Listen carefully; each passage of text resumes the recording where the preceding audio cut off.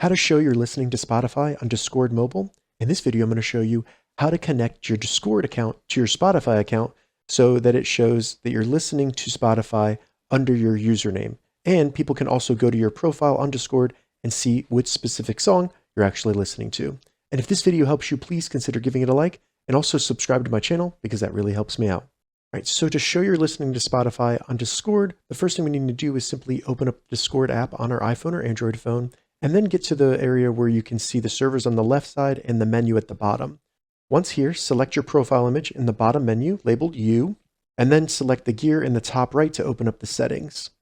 Once in the settings, simply scroll down a little bit and select Connections. And from here, we just want to select Add in the top right, and then scroll down and select Spotify.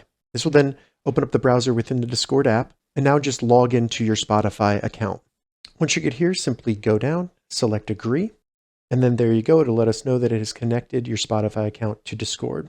We can then select Done in the top left, and it'll bring us back to the Connections area of the settings where we want to make sure we have Display Spotify as your status toggled on. You can also have your Spotify account displayed on your profile if you'd like. So now we can hit back, and on our actual profile page, you'll see what Spotify song we're listening to.